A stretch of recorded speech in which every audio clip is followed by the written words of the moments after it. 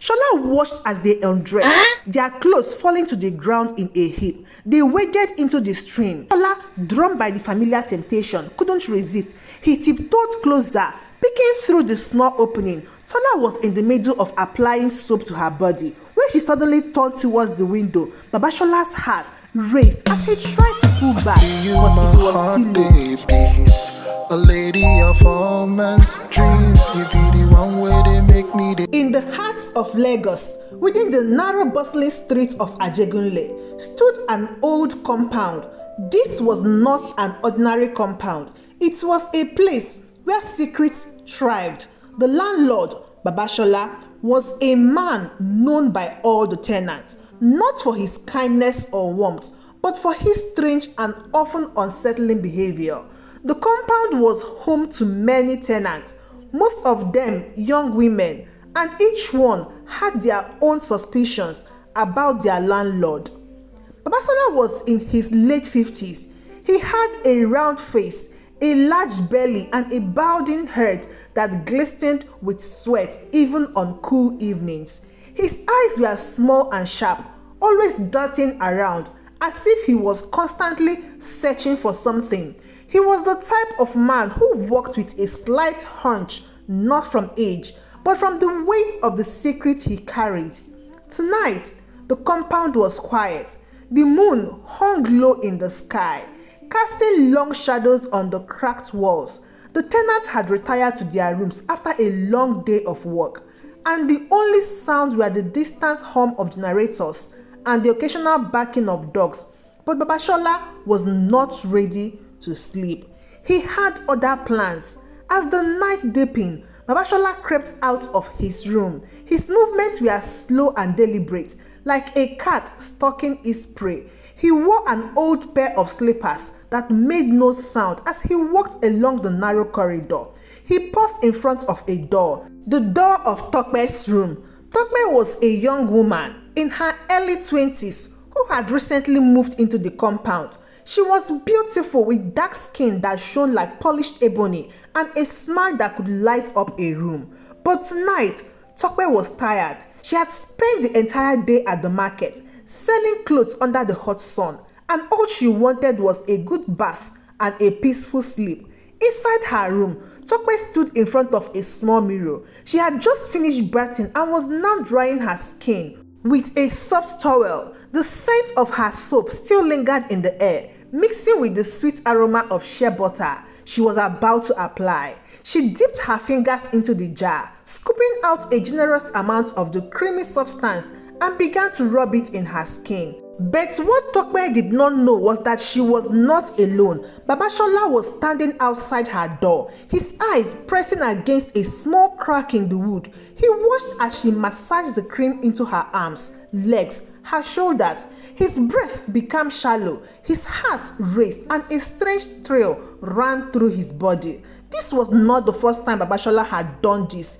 In fact, it had become Baba Sola's nightly routine, something he looked forward to with an excitement that he could not explain. He leaned closer, trying to get a better view, but in his eagerness, he accidentally bumped into the bucket. The sound was soft, but in the quiet of the night, it was enough to alert Tokpe. She froze, her hand still on her leg, and turned slowly towards the door. "Who is there?" she called out, her voice trembling slightly. Baba Sola's heart skipped a beat. He stood perfectly still, his breath caught in his throat, praying that she wouldn't open the door. But Tokpe was not the one to let fear control her. She quickly wrapped her towel around herself and marched towards the door. With a swift motion, she pulled it open, her eyes widened in shock as she saw Baba Sola standing there, looking like a deer caught in headlights. "Baba Sola," Tokpe gasped, her voice filled with disbelief. "What are you doing here?" Baba Sola stammered, his eyes darting around as he desperately searched for an excuse. Tokpe, I was just checking to see if everything is okay. The water, the light." His voice trailed off as he realized how ridiculous he sounded. Tokpe's eyes narrowed. Her shock quickly turned into anger. Shaking words in the middle of the night. "Do you think I'm a fool?" Before Baba Sola could respond, the noise had already attracted the attention of other tenants. Doors creaked open as curious faces peeked out, eager to know what was happening. Mama Nkechi, the resident gossip and self-appointed watchdog of the compound, was the first to step out, her wrapper hastily tied around her chest. "Ah, Baba Sola, what are you doing in front of Tokpe's door at this time of the night?" Mama Nkechi asked, her voice loud and filled with suspicions. Baba Sola, now the center of attention, could feel the sweat dripping down his back. He knew there was no way out of this. The other tenants began to gather around, whispering among themselves, casting suspicious glances at their landlord. "You, this man, we have been suspecting you," Mama Nkechi continued, wagging her finger at him. "Always sneaking around at night, always hanging around the women's room. What kind of landlord are you?" Tokpe, still clutching her towel, looked at Baba Sola with a mixture of anger and disgust. "You better tell us the truth, Baba Sola. What exactly were you doing here?" Baba Sola opened his mouth to speak, but no words came out. His mind was a jumble of fear and shame. He had been caught red-handed, and there was no escaping the consequences. As the crowd grew larger, the more tenants joined in. Baba Sola felt his legs begin to tremble. The faces around him, blurred as memories from his past, began to flood his mind. Baba Sola, simply known as Sola, was not always this way. He grew up in a small town called Ogbomosho, far from the noise and chaos of Lagos. His family was poor, living in a small mud house with a thatched roof. Sola's father, Baba Sola Sr., was a strict man, a farmer who believed in hard work and discipline. He had little patience for weakness, and Sola, being the youngest and the most sensitive of his children, often bore the brunt of his father's anger. Sola's mother, Mama Sola, was a quiet woman, beaten down by years of hard labor and her husband's harsh word. She was kind to her children, but she was too tired and too afraid to stand up to her husband. Sola often found himself alone, seeking comfort in quiet places where he could escape his father's wrath. It was during one of these moments of solitude that Sola discovered something that would change him forever. He was about 10 years old, hiding behind the large mango tree in the backyard, when he noticed something unusual. His older sister, Bisi, was bathing by the well, unaware that Sola was watching. He moved slowly, watching her body, with the care and attention of someone performing a sacred ritual. Sola was mesmerized. He had never seen anything like it before, and he felt a strange excitement building inside him. He didn't understand it at the time, but that was the moment when his obsession began to form. From then on, Sola would find an excuse to watch the women in his village as they went about their daily routines, whether it was bathing, dressing, or simply talking among themselves. Sola was there, hidden in the shadows, his eyes wide with curiosity and something else, something darker he couldn't quite name.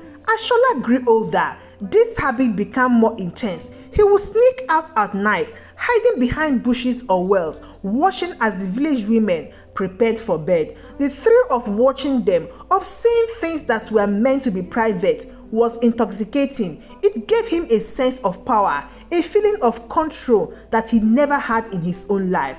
As the years went by, his habit only grew stronger. When Sola turned 18, his father decided it was time for him to learn the family trade. Baba Sola Sr. took him to the farm every day, forcing him to work the field from sunrise to sunset. But Sola's mind was never on the work. He was always thinking about the women, about the secret moments he would steal when no one was watching. One day, while working in the field, Sola overheard two village girls talking about a stream deep in the forest where they went to bathe. His heart raced as he listened to them describe the secluded spot, hidden away from the prying eyes of the village. That night, Sola couldn't sleep. He tossed and turned, his mind filled with thoughts of the stream and what he might see there. The next morning, while his father was busy with the farm, Sola slipped away and made his way to the stream. It was a quiet place far from the village. The trees were tall and thick, blocking out the sun, and the only sound was the gentle flow of water.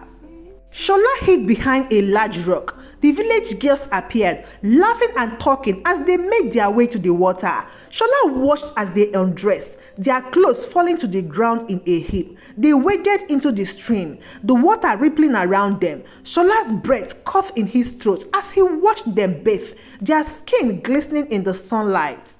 This becomes Shola's new routine every day. He will find a way to slip away from the farm and go to the stream. He watched the girls bathe, their laughter echoing in his ears. It was the only thing that made him feel alive, the only thing that brought him any joy. But with every visit, his guilt grew. He knew what he was doing was wrong, but the urge was too strong to resist. One day, while Shola was hiding in his usual spot, something unexpected happened.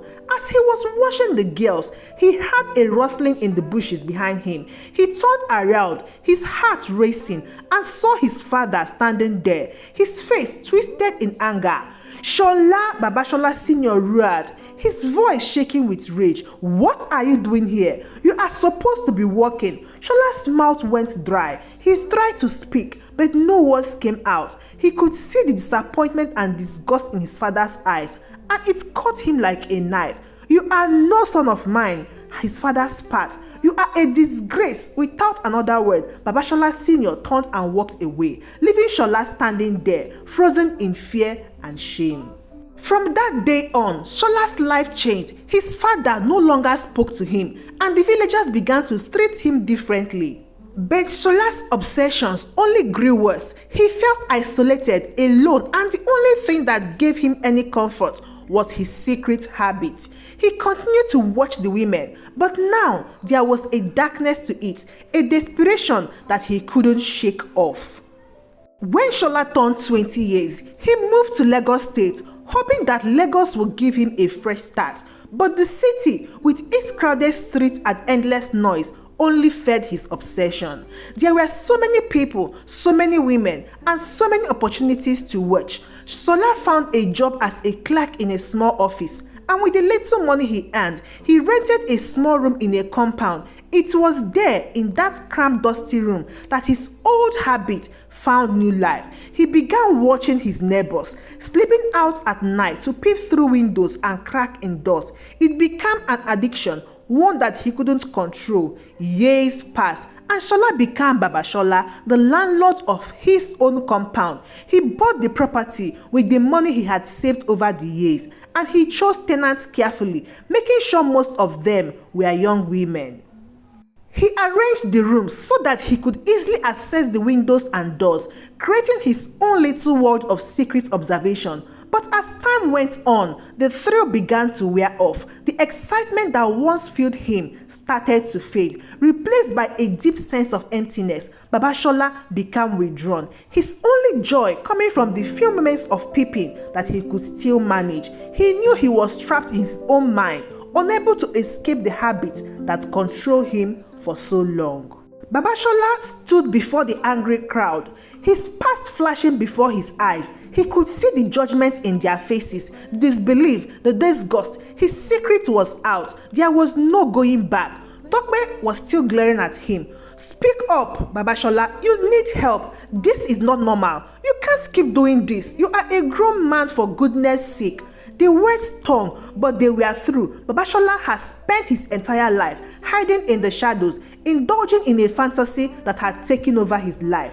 But now, under the harsh light of the compound, he saw himself for what he truly was, a man lost in his own obsession. Baba Kunle, an older tenant who had lived in the compound for years, stepped forward. "Baba Sola, you need to go and see someone. This isn't right. You have to stop." Baba Sola hung his head, the weight of his action finally settling on his shoulder. The crowd was silent, waiting for his response. But what could he say? How could he explain a lifetime of obsession, a habit that has consumed him for so long? He didn't know how, but he knew he had to change. He had to find a way to break free from the chains of his past, to reclaim his life from the darkness that had held him captive for so many years. But as he looked around at the faces of his tenants, he wondered, could he ever truly change? Could a man like him, after so many years, find a way to leave behind the shadows and step into the light? After the incident, Baba Sola became a man haunted by his own demons. The tenants no longer looked at him with respect. Instead, they watched him with wary eyes, always suspicious, always cautious. Word spread quickly through the neighborhood, and soon everyone knew about the landlord who liked to peep through windows. Baba Sola tried to continue as if nothing had happened, but it was impossible. The shame weighed on him like a heavy burden, and he found it harder and harder to face the people around him. The once lively compound became a place of tension, with the tenants avoiding him at every turn, the whispers behind his back, and some even moved out, unable to live under the same roof as a man who had violated their privacy. Baba Sola had become more careful since the incident. The shame of being caught still lingered, but the urge to peep had not completely vanished. One evening, as dusk settled over the compound, Baba Sola found himself standing near Tola's window again. He knew it was wrong, but the habit had consumed him for so long was not easy to break. Tola, a sharp and observant young woman, had noticed Baba Sola's lingering presence before. She had heard the whispers among the tenants and had decided to take matters into her own hands. That evening, as she prepared for her bath, she left the curtain slightly open, just enough to give illusion of an accident gap. Baba Sola, drawn by the familiar temptation, couldn't resist. He tiptoed closer, peeking through the small opening. Tola was in the middle of applying soap to her body when she suddenly turned towards the window. Baba Sola's heart raced as he tried to pull back, but it was too late. She had seen him. Instead of screaming or chasing him away, Tola pretended not to notice. She reached for a cup of hot water in a swift motion, splashed it directly into his eyes. He cried out in pain, stumbling towards the window. "Ah, my eyes, I can't see." Baba Sola's voice was loud and panicked, echoing through the compound. Baba Sola froze, guilt and fear flooding his mind. He knew he should run, but his leg refused to move. Tola's mother, Madam Fadeke, who had been visiting her daughter, rushed into the room upon hearing the commotion. She immediately spotted Baba Sola at the window with water in his face. "Baba Sola, what are you doing here again?" Madam Fadeke's voice was stern and filled with authority. Caught in the act, Baba Sola stammered, I was just... You were peeping, weren't you?" Baba Sola hung his head in shame. He had been caught again, but this time by someone who was not just any tenant. Madam Fadeke was a trained therapist known for her ability to help people navigate their deepest issue. Madam Fadeke, she turned her attention back to Sola. "Come with me, Baba Sola," she said, her voice soft but still commanding.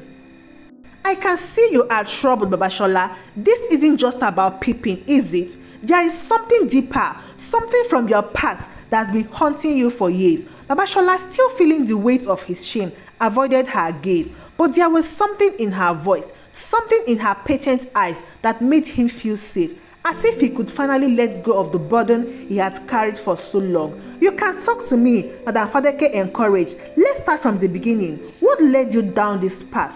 Baba Sola hesitated, but then began to speak, his voice trembling. He talked about his childhood in Ogbomocho, about the day his father caught him peeping at the women at the stream. He described the shame he felt, the beating, and how his father's harsh discipline had not deterred him, but instead deepened his curiosity. He told her about the loneliness he had felt, the isolation, and how peeping had become his way of feeling connected, even if it was in a twisted, perverse way. Madam Fadeke listened carefully, nodding occasionally, but never interrupting.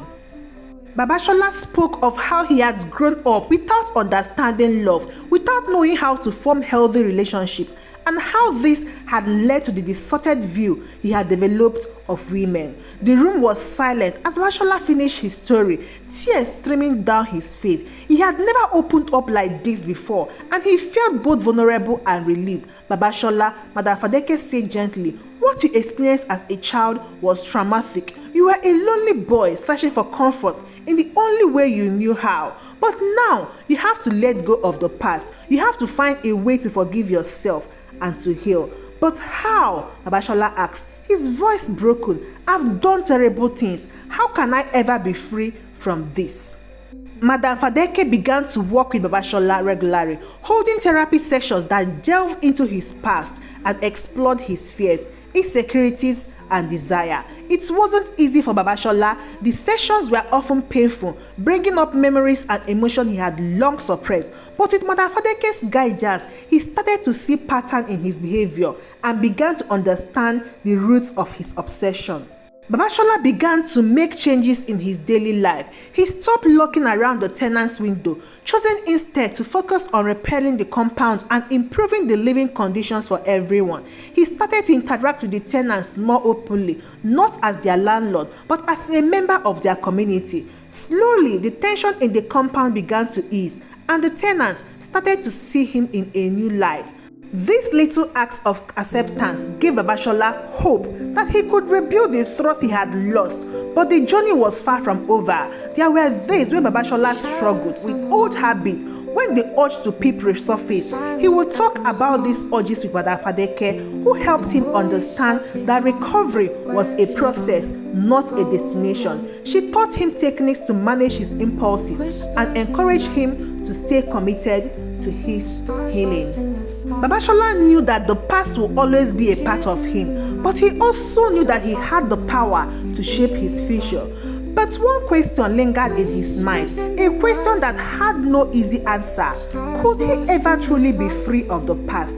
Could he continue on this path of redemption? Or would the shadows of his old life always follow him? As he drifted up to sleep, Baba Sola knew that only time would tell.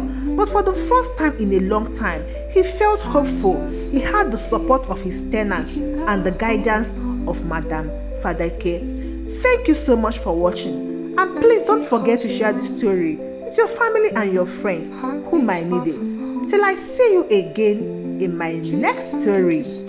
Goodbye.